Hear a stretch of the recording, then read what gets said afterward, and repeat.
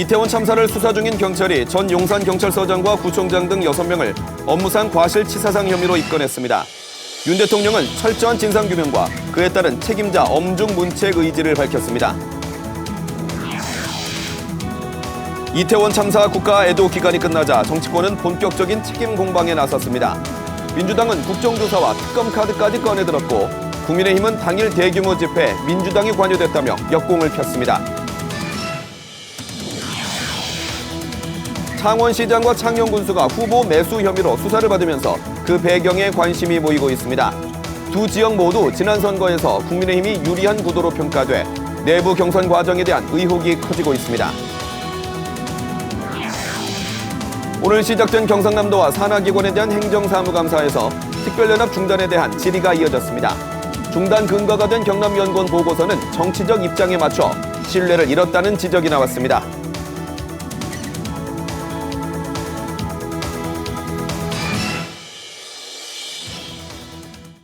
안녕하십니까. 7시 뉴스 시작합니다.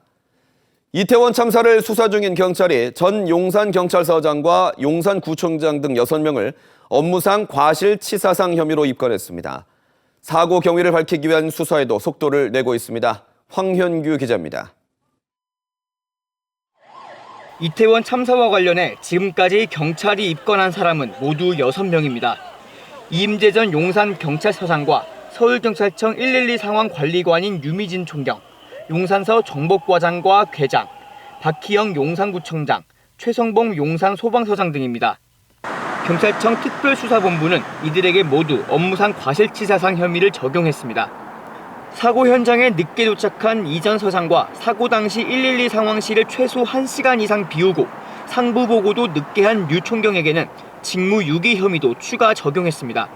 경찰은 헬로윈을 앞두고 용산서 정복과에서 안전사고가 우려된다는 보고서를 작성했다 참사 뒤 삭제한 사실도 파악했습니다. 이 과정에 보고서를 작성하지 않은 것으로 하자며 삭제를 회유한 정황을 포착하고 윗선을 수사 중입니다. 관련해 용산서 정복과장과 계장에 대해선 직권남용과 증거인멸 혐의를 추가 적용했습니다. 경찰은 또 용산구청이 인파 밀집을 예견할 수 있었는지 사고 전후 처리가 적절했는지를 따져보고 있습니다.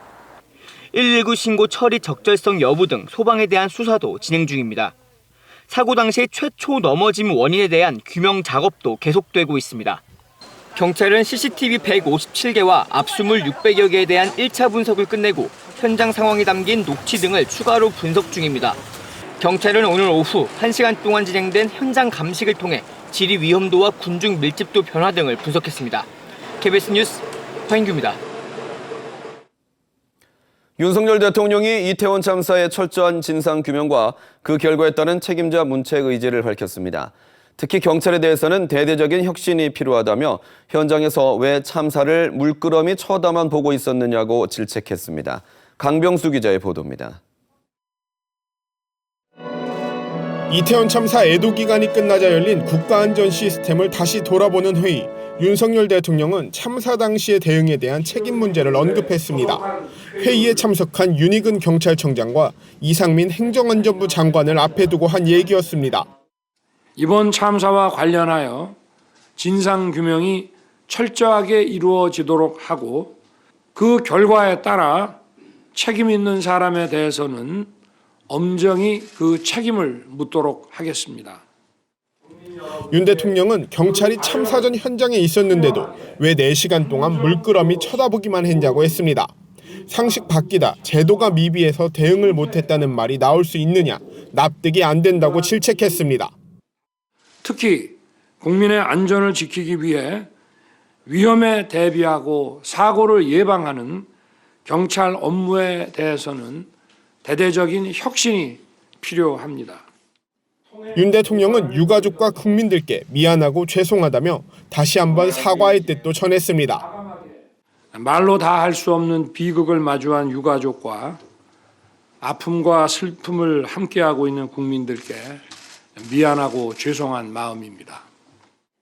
회의에서는 이번 참사의 주요 원인이 된 인파관리와 긴급구조 시스템이 집중 논의됐습니다. 매뉴얼 중심의 소극적 대응, 늑장 보고와 근무지 이탈 등을 막을 방법도 함께 논의됐다고 대통령실은 전했습니다. 한편 대통령실은 참사 당시 경찰 인력이 빈집을 지켰다는 야당 등의 비판이 나온 한남동 관저에 윤 대통령 부부가 곧 입주할 거라는 경호처 관계자의 문자가 노출된 데 대해 보안 사항이라 확인하기 어렵다고 밝혔습니다. KBS 뉴스 강병수입니다. 이태원 참사 국가 애도 기간이 끝나고 정치권은 본격적인 책임 공방에 돌입했습니다. 국민의힘은 참사 당일에 있었던 대규모 정권 퇴진 집회에 민주당이 관여됐다며 역공을 폈고, 민주당은 국정조사에 이어 특검 도입 카드까지 꺼내며 정부와 여당을 압박했습니다. 박경준 기자의 보도입니다. 국가 애도 기간이 끝난 뒤 처음 열린 국민의힘 공식 회의. 이태원 참사 당일 민주당이 조직적으로 정권 퇴진 집회에 참가자를 동원했다고 주장했습니다. 민주당에 경고합니다. 국민의 분노에 불을 지르고 그걸 방패막이 삼아 정권 퇴진 운동 벌이는 치졸한 정치, 당장 그만두십시오. 정권 책임론보다는 사건의 전모를 밝히고 재발 방지 대책을 수립하는 것이 우선이라면서 수사권이 없는 국정조사 반대 입장도 거듭 확인했습니다. 과거부터 대형 참사 때마다 반복해 대책을 내놨지만 개선된 점이 없다면서 세월호 참사를 거론하기도 했습니다. 세월호 같은 경우는 무려 9차례 진상조사를 하면서 선체 인양에 1,400억, 그다음에 위원회 운영에 800억 넘는 돈을 썼습니다. 이에 민주당은 애도와 추모의 시간이 지나고 책임의 시간이 돌아왔다며 윤석열 대통령의 사과와 책임자 사퇴를 거듭 압박했습니다. 총리 사퇴를 포함해서 국정의 전면적인 쇄신이 반드시 필요하고 이것이 바로 책임을 지는 첫 번째 출발점이다. 국정조사가 시급하다며 이를 넘어선 특검 논의도 필요하다고 주장했습니다. 집권 여당이 실체적 진실과 정부의 책임이 두려워 국회의 책무를 저버리고 있다고 비판하기도 했습니다. 정부의 실정마저 무조건 감싸는 데 급급한 윤핵관들과 여권 인사들이야말로 정쟁을 일으키는 주동자들이고 참사를 덮으려는 방조자들입니다.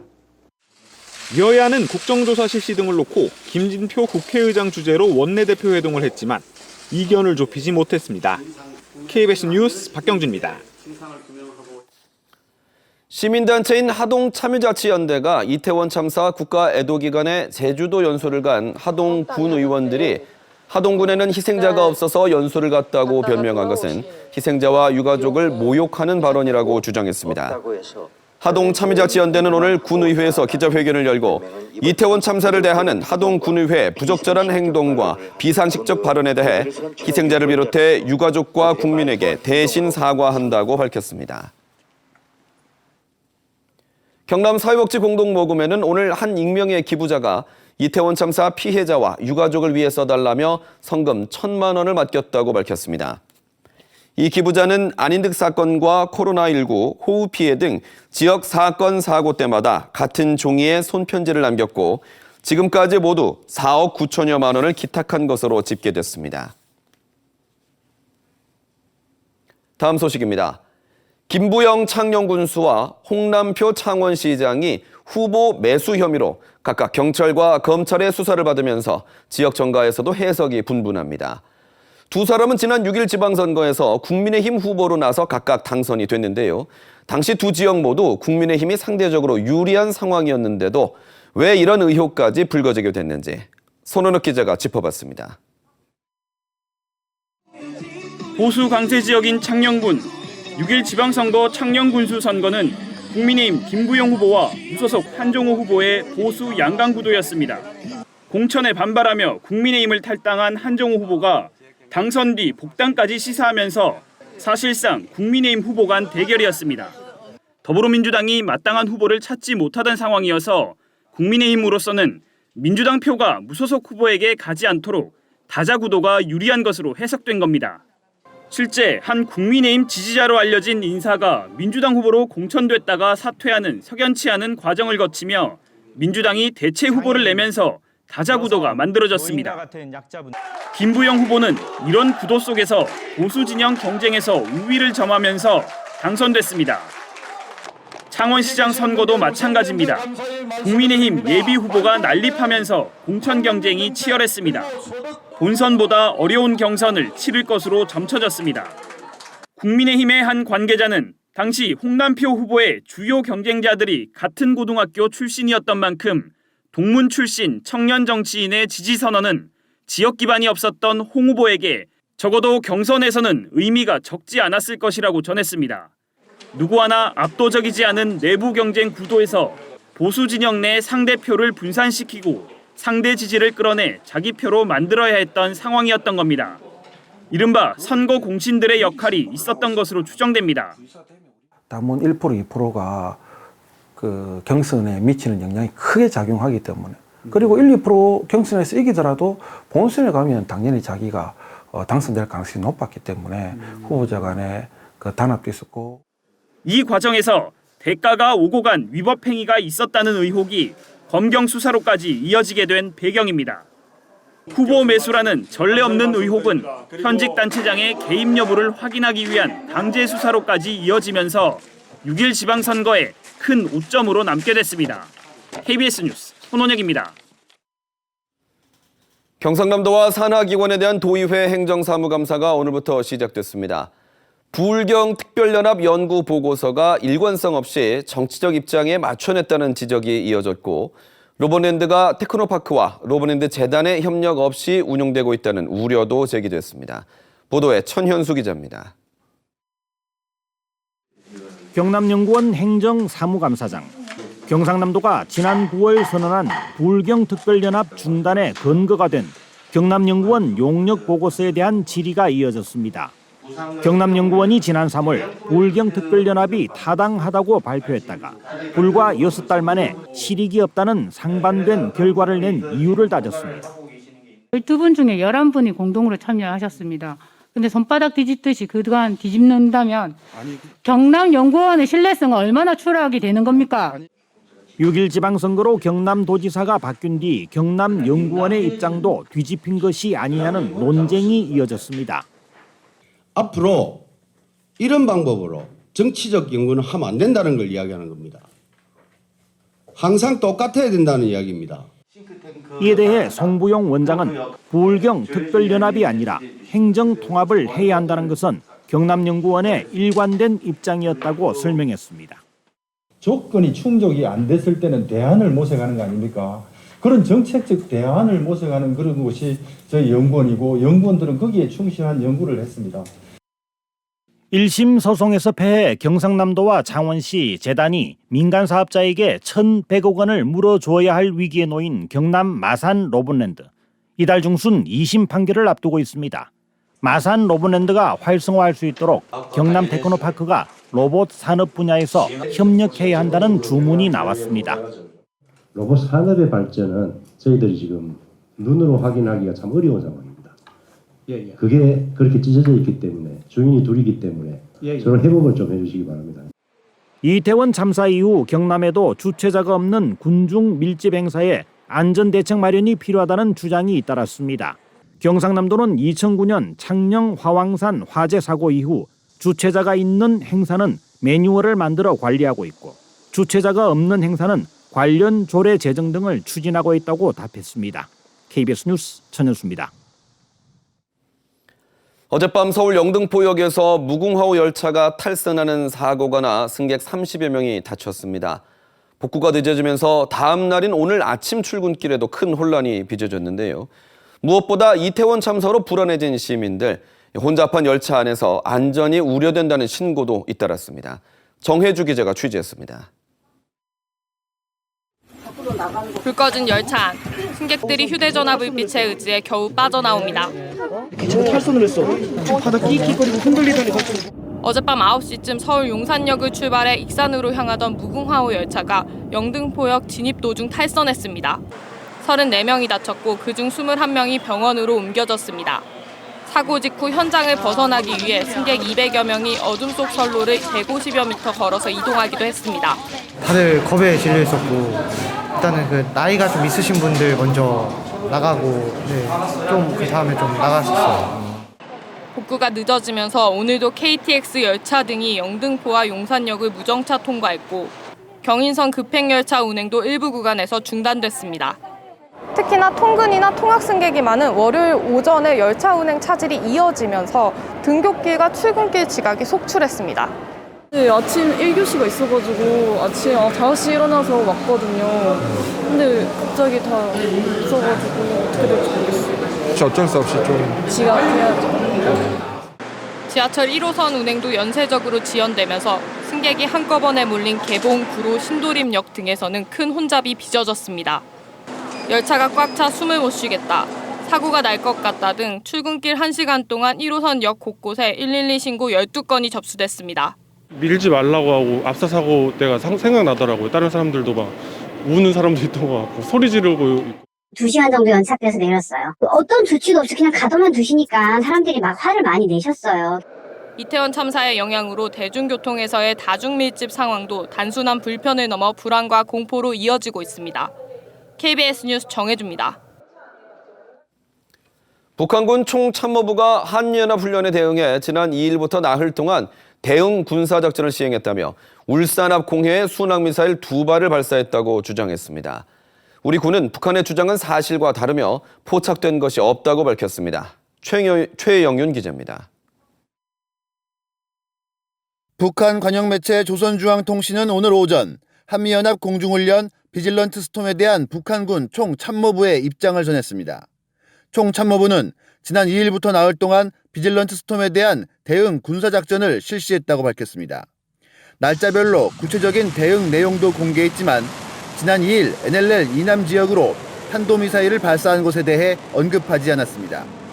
대신 우리 측 대응 사격에 대해 함경북도 지역에서 590.5km 사거리로 남한 지역 울산시 앞 80km 부근 수역 공해상에 2발의 전략 순항미사일로 보복 타격을 가했다고 밝혔습니다.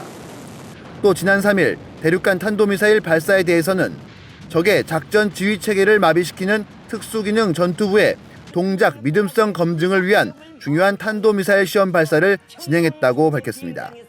조선중앙통신은 화성 17형이라는 우리 군의 분석과는 달리 ICBM인 화성 15형 발사 사진을 공개하기도 했습니다. 이에 대해 합동참모본부는 북한의 보도 내용이 모두 사실인 것은 아니라고 강조했습니다. 울산 앞 공해에 순항미사일을 발사했다는 북한군 주장에 대해 현재까지 우리 군에 포착되거나 탐지된 것은 없다고 밝혔습니다.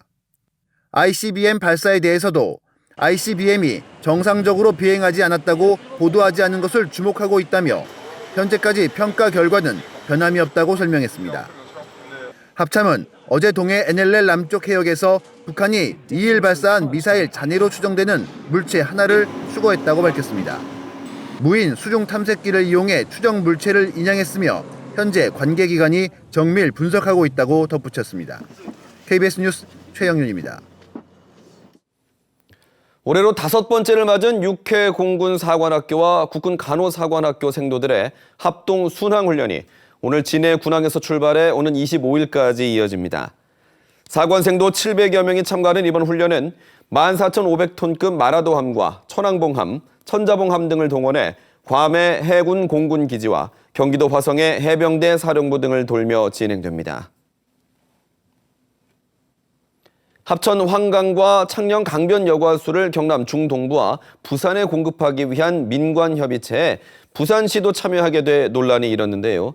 부산은 이번 참여를 계기로 30년 수건인 낙동강 물 문제를 해결하겠다는 의지를 보이고 있습니다. 부산에서 강예슬 기자의 보도입니다. 경남 합천 황강과 창녕 강변 여과수에서 하루 물 90톤을 부산과 경남 중동부에 제공하기 위한 낙동강 취수원 다변화 정책. 올해 6월 기획재정부의 예비 타당성 조사를 통과해 정부 사업으로 선정됐지만 취수 지역 주민들의 거센 반대에 부딪혔습니다. 사업 성공의 관건인 주민 반대 문제를 풀기 위해 환경부는 민간 협의체를 구성했습니다. 경남도와 합천, 창녕군을 포함해 취수 지역의 거센 반대를 딛고 수혜 지역인 부산도 참여하게 됐습니다. 부산은 상생방을 마련하려면 당연히 부산도 필요한 거고요. 저희가 경남도랑 협의를 했죠. 경남도에서도 또 긍정적으로 오케이를 했기 때문에. 이번 협의체 참여를 계기로 부산시는 취수 지역 주민 설득에 전력을 다한다는 계획입니다. 당장 오늘부터 합천군 주민 대표를 만나 지원 대책 논의에 나섰습니다. 부산시는 취수 지역의 물 사용권을 우선적으로 부여한다는 원칙을 설명하고 현금 지원 말고도 다양한 지원 방안을 제안하겠다는 계획입니다. 농업 생산물에 대한 수요처가 될 수가 있거든요. 그래서 저희들이 수요하고 또 홍보하고 하는 현실적으로 또 보상할 수 있는 방안. 부산의 30년 수건 사업인 낙동강 물 문제를 풀기 위한 첫 민간협의체 회의는 이번 달 20일쯤 열릴 예정입니다. KBS 뉴스 강예슬입니다.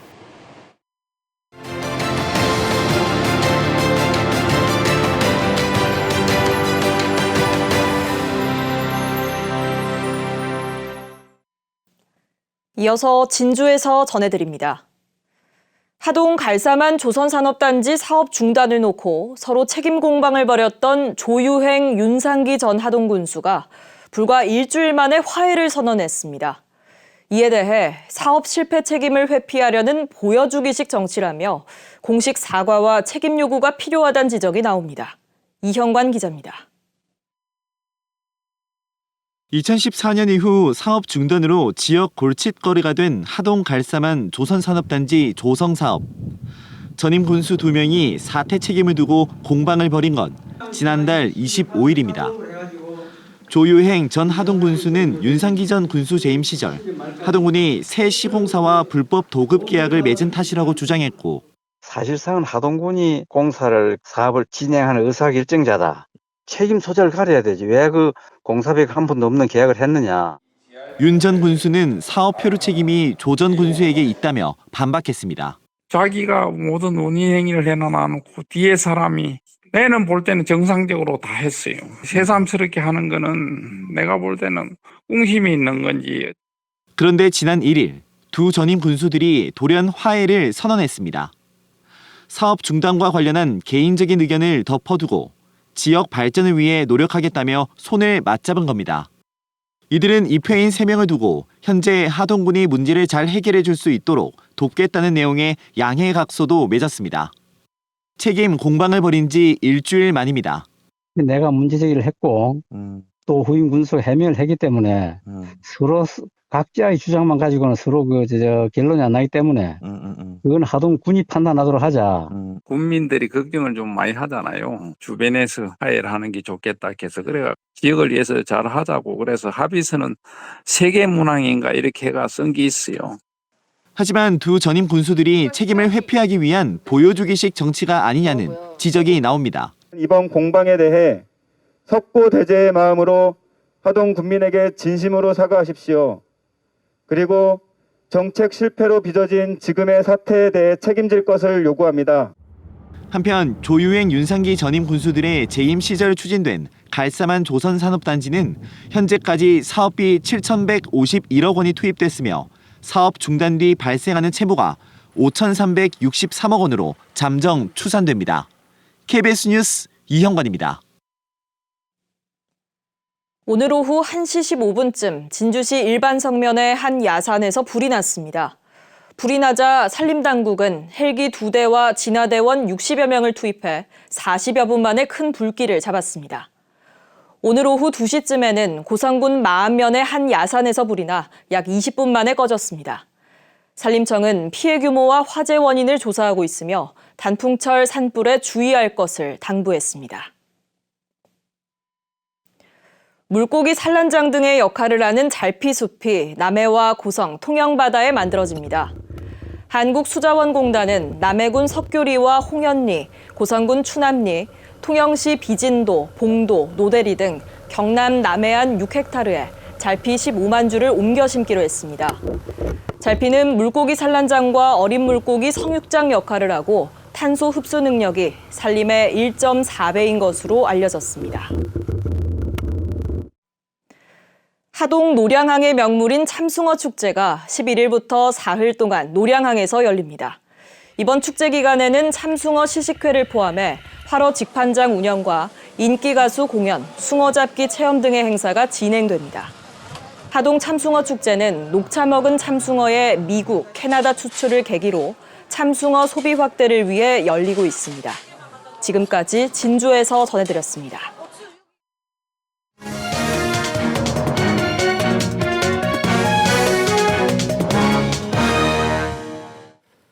40년 전 의령군 국류면에서 한 경찰이 마을 주민들을 향해 총과 수류탄을 난사해 62명이 숨지는 참사가 났습니다. 40년이 지나서야 최근 희생자 위령비와 추모공원 건립이 확정됐는데요. 당시 참사가 세상에 알려지지 못했던 이유와 추모공원 조성의 의미, 희생자 유족 전병태 어르신을 모시고 얘기 나눠보겠습니다. 어르신 어서 오십시오. 예, 반갑습니다. 네, 좀 떠올리기 힘드시겠지만 40년 전 상황을 설명을 해주시겠습니까? 예.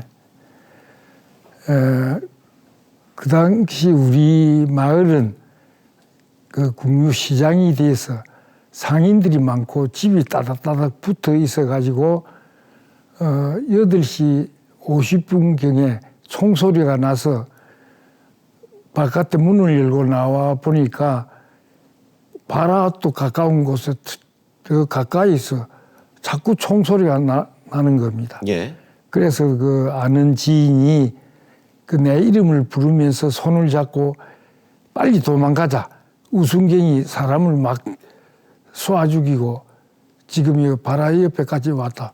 바라 말이지 우리 이웃인데까지 와가지고 뭐 총소리가 막 가깝게 들리고 그랬습니다. 네, 그게 1982년 4월에 있었던 일인데요. 예, 4월 26일. 네, 희생자 중에 가족이 있으셨던 거죠? 예, 저희 둘째 아들이 당시 나가 19살인데 경상대학교 1학년 사회계열에 재학 중에 있었습니다. 네.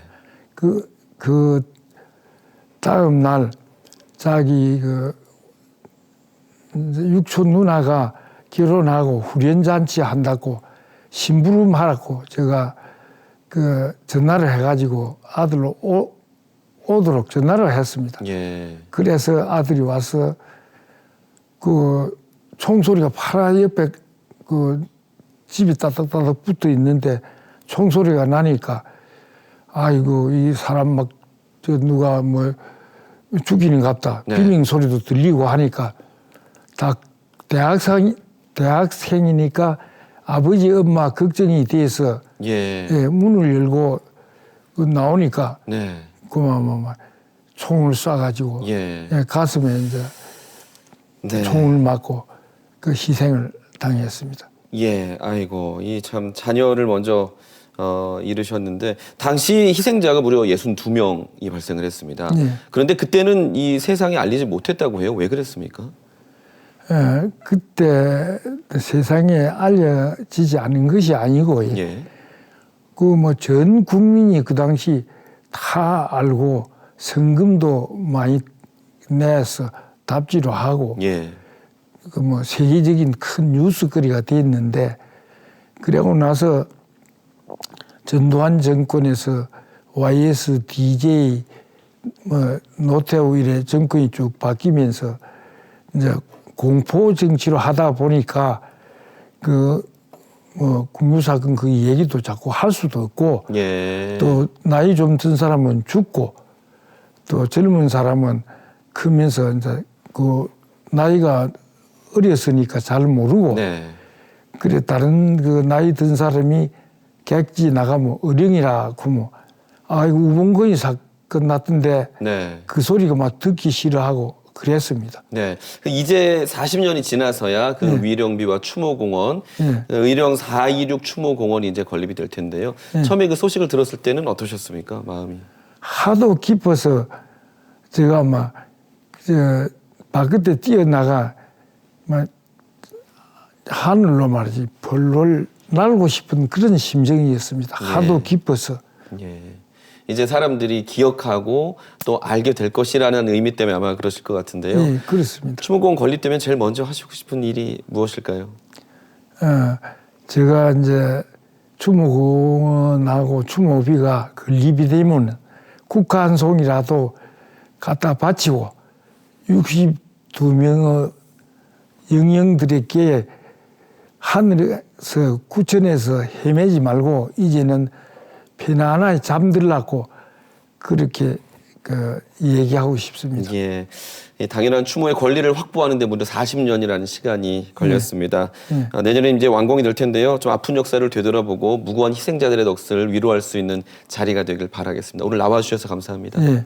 네, 감사합니다.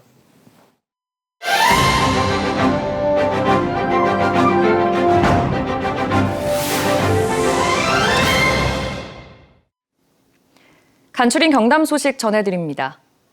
경남에서도 오늘부터 코로나19 2가 백신 무료 접종이 시작됐습니다. 18살 이상 도민 가운데 앞서 코로나19 백신을 2차례 이상 접종하고 넉 달이 지난 경우 모더나 또는 화이자 2가 백신을 선택해 맞을 수 있습니다. 또 임신부와 13살 이하, 65살 이상 도민은 독감 백신과 동시에 무료로 접종할 수 있습니다.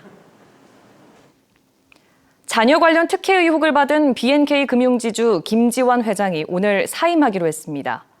김 회장은 내년 3월 말까지 임기를 5달 앞두고 오늘 공식적으로 사임하겠다는 의사를 밝혔습니다. 김 회장은 지난달 국회 국정감사에서 아들과 관련해 일감 몰아주기 등의 의혹이 나온 뒤 금융감독원 조사로 이어져 사퇴를 고심해 왔습니다. 부울경 특별연합을 공식 폐기하는 절차가 시작됐습니다. 경상남도와 부산, 울산시는 오늘부터 오는 28일까지 부울경 특별연합 규약 폐지안을 행정 예고하고 주민 의견을 받습니다. 부울경은 예고문에서 특별연합을 초광역경제동맹으로 전환해 추진하기로 함에 따라 이 규약의 실효성이 없어 폐지하고자 한다고 밝혔습니다. 폐지안은 다음 달 안으로 각 광역의회 의결을 거칩니다. 김해 씨가 오늘부터 오는 25일까지 김해사랑 상품권 부정 유통을 단속합니다. 단속 대상은 물품 판매 내역 없이 상품권을 받거나 상품권 결제를 거부하는 행위 등입니다. 김해 씨는 상품권 부정 유통이 확인되면 적발업체의 가맹점 등록을 취소하고 최대 2천만 원의 과태료를 부과할 예정입니다. 이웃 식당에서 기르던 고양이를 죽게 한 혐의로 재판에 넘겨진 20대 남성에게 검찰이 징역 1년을 구형했습니다. 창원지검은 지난 4일 결심 공판에서 고양이 울음소리가 자신의 잠을 방해한다는 이유로 고양이를 죽게 하는 등 죄질이 불량하다며 이같이 구형했습니다. 이 남성은 지난 1월 창원시 성산구에서 고양이를 10여 차례 내리쳐 죽게 한 혐의로 기소됐습니다. 지금까지 간추린 경남이었습니다. 지난 태풍 흰남노 때 한 개인 방송 진행자가 파도가 휘몰아치는 부산 마린시티에서 생방송을 해 위험천만한 장면을 연출했는데요. 경찰이 이런 행동을 막겠다며 태풍 같은 재난이 우려되는 이곳을 위험구역으로 설정해달라고 자치단체에 요구했습니다. 그런데 부산시 해운대구는 난색을 보이고 있습니다. 김영록 기자의 보도입니다. 집채만한 파도가 방파제로 다가간 한 남성을 덮치자 이 남성은 10여 미터를 떠밀려 내려갑니다. 이 남성은 태풍 생중계를 하겠다며 위험천만하게 개인 방송을 이어갔습니다. 이처럼 개인 방송 진행자들의 위험한 행동을 막기 위해 경찰이 태풍 같은 재난이 예상될 때 마린시티 호안도로 일대를 위험구역으로 설정해달라고 해운대구에 요청했습니다. 재난 발생이 우려될 때 담당 자치단체장은 경찰, 소방 등과 함께 위험구역을 설정할 수 있습니다. 설정된 구역은 응급조치 종사자 말고는 출입을 막고 이를 위반하면 1년 이하 징역이나 1,000만 원 이하 벌금을 물립니다. 하지만 해운대구는 장기 검토하고 주민들 의견을 듣겠다고만 답변했습니다. 앞서 태풍 때 개인 방송 진행자가 파도에 휩쓸렸던 곳입니다. 해운대구는 이곳을 위험구역으로 지정했을 때 인근 주민이나 상인들의 민원이 이어질 것을 우려하고 있습니다. 실제 흰남노가 북상하기 전 해운대구가 상인 등을 대상으로 단순 대피 공고를 내렸을 때도 부동산 가격 하락 등을 우려한 민원이 이어진 것으로 전해졌습니다. 재난 시에 위험 구역을 설정을 해서 접근을 금지하도록 하는 것은 뭐 유튜브뿐만 아니라 모르는 일반 시민들에게까지도 시민들의 안전에 도움이 될 거라고 봅니다. 해운대구는 위험구역으로 지정했을 때 인근 주민들이 겪는 불편도 적지 않을 것이라며 장기적으로 논의를 이어갈 계획이라고 밝혔습니다. KBS 뉴스 김영록입니다. 자연재난이나 사회적 재난 등 참사가 발생을 하면 사상자들과 연락이 닿지 않거나 신원 확인이 안 돼 가족들은 애를 태우는데요. 이런 위급한 상황에서 휴대전화의 이 기능을 사용하면 실종자를 찾고 생명을 살리는 데 큰 도움이 된다고 합니다. 휴대전화 주인의 혈액형과 질병 등 각종 의료 정보부터 긴급 연락처까지 확인하는 방법, 홍화경 기자가 자세히 알려드립니다. 지난달 29일 밤 이태원 압사사고 직후 전국의 통화량은 10% 넘게 늘었습니다. 혹시 이태원에 갔는지 연락을 달라는 가족과 친구, 지인들의 안부 전화가 빗발쳤기 때문인데요. 하지만 당시 사상자들은 이미 의식을 잃어 가족과 지인에게 자신의 상황을 알릴 수 없었습니다. 참사 다음 날 오전까지 실종 신고 건수만 4,000건이 넘었는데요. 40개 병원이라 다 지져볼 수가 없다고. 병원에 일정 이런 부분들이 없으니까 답답하죠. 어디에 있는지도 모르겠고. 사상자들이 갖고 있던 휴대전화 상당수가 경찰서나 유실물 센터로 보내졌고 주인과 함께 병원으로 옮겨지기도 했습니다. 소중한 생명을 구하기 위해 1분 1초가 급박한 상황에서 경찰과 병원 의료진들은 의식 없는 환자의 휴대전화를 살펴본다는데요. 잠금 장치가 걸려 있어도 휴대전화 주인의 신원을 확인할 수 있기 때문입니다.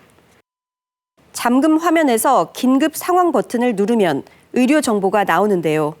휴대전화 주인의 혈액형뿐만 아니라 복용약과 알레르기 여부 등을 확인할 수 있어 응급치료에 활용할 수 있습니다.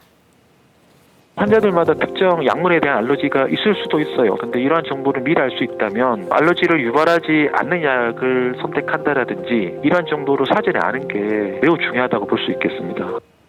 이런 정보는 휴대전화 사용자가 위급한 상황에 대비해 미리 설정해 놓아야 하는데요.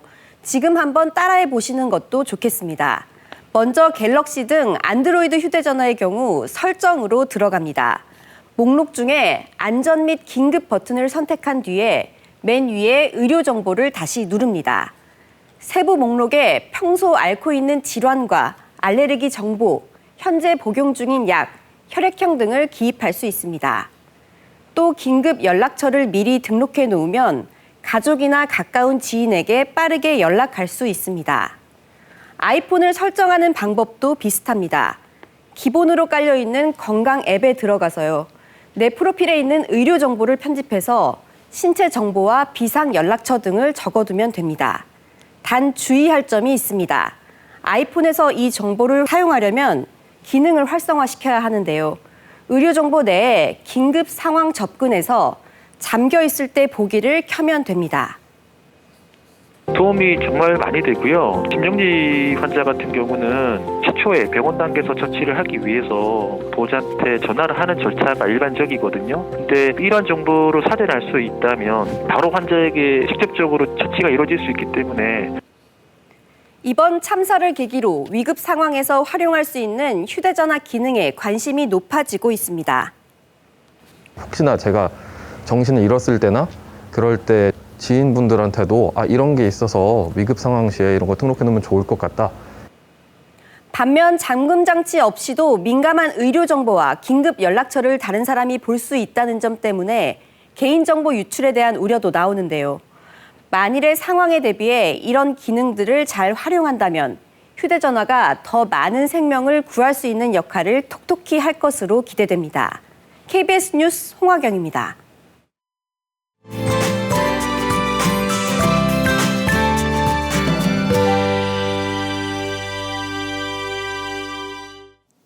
절기상 겨울의 초입에 들어선 오늘 낮 동안에는 온화했지만 금세 공기가 차갑게 식어버리고 있는데요. 내일도 낮과 밤의 기온차가 크겠습니다. 이럴 때 감기 걸리기 쉬우니까요. 건강관리 더욱 철저하게 해주셔야겠고요. 내륙에 계신 분들은 내일 아침까지 안개와 서리에도 주의하시는 게 좋겠습니다. 내일 출근길 함안은 1도, 밀양과 창녕 3도로 오늘보다는 조금 높겠지만 여전히 쌀쌀하겠고요. 낮 기온은 거제가 19도, 그 밖의 지역은 20에서 21도가 예상됩니다. 서부 지역은 내일 하동과 사천이 5도, 남해 8도에서 시작했다가 한낮에는